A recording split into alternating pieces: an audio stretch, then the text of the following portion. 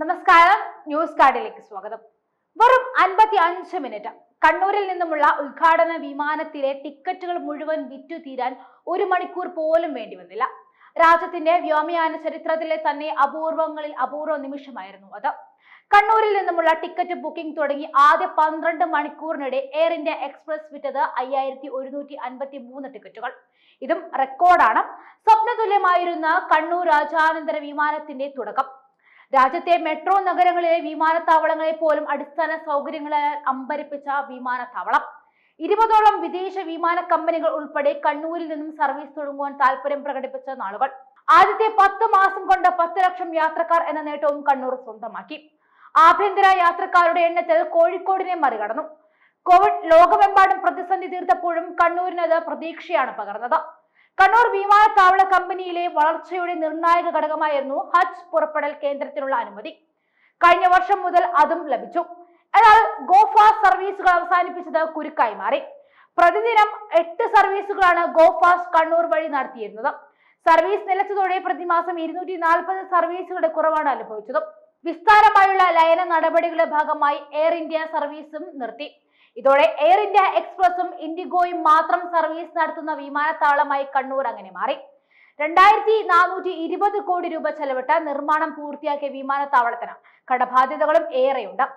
Banking consortium വഴിയെടുത്ത 892 കോടി രൂപയുടെ വായ്പ കോവിഡ് കാലത്തെ 2 മൊറട്ടോറിയം കാലാവധി കഴിഞ്ഞതോടെ 1100 കോടി രൂപയായി മാറി.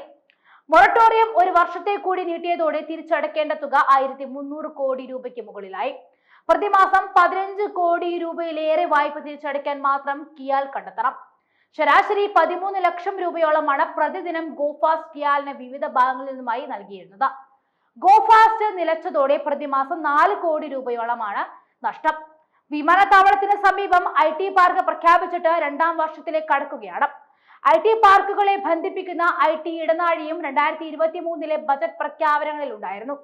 രണ്ടും യാഥാർത്ഥ്യമായിട്ടില്ല എന്നതാണ് ശ്രദ്ധേയം.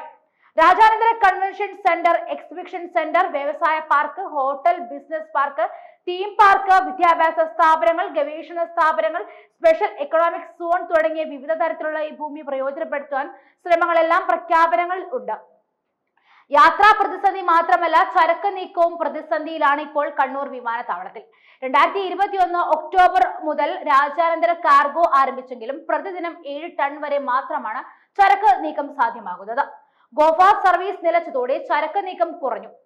വിമാനങ്ങളുടെ പരിശോധന, എഞ്ചിനുകളുടെ അറ്റകുറ്റപ്പണി എന്നിവയുടെ ആഗോള ഹബ്ബായി രാജ്യത്തെ മാറ്റുമെന്നും 2 വർഷം മുൻപേ ധനമന്ത്രി നിർമ്മല സീതാരാമൻ പ്രഖ്യാപിച്ചിരുന്നു. ഇതനുസരിച്ച് ഈ മേഖലയിൽ ഒട്ടേറെ ഇളവുകളും അനുവദിച്ചു. നികുതി നിരക്കുകളിലും ഇളവുകൾ പ്രഖ്യാപിച്ചിട്ടുണ്ട്. പൊതു സ്വകാര്യ പങ്കാളിത്തത്തോടെയുള്ള പദ്ധതികൾക്ക് അകമഴിഞ്ഞ് പിന്തുണയാണ് കേന്ദ്ര സർക്കാർ നൽകുന്നത്. ഈ സാഹചര്യങ്ങളെല്ലാം പ്രയോജനപ്പെടുത്തുവാൻ കണ്ണൂരിന് കഴിഞ്ഞാൽ ഇവിടെയും MRO സൗകര്യം ഉറപ്പാക്കാൻ സാധിക്കും. ഇത്രയേറെ ഭൂമി കൈവശമുള്ള വിമാനത്താവളങ്ങൾ രാജ്യത്ത് കുറവാണ് എന്നതും കണ്ണൂരിന് നേട്ടമുണ്ടാകും.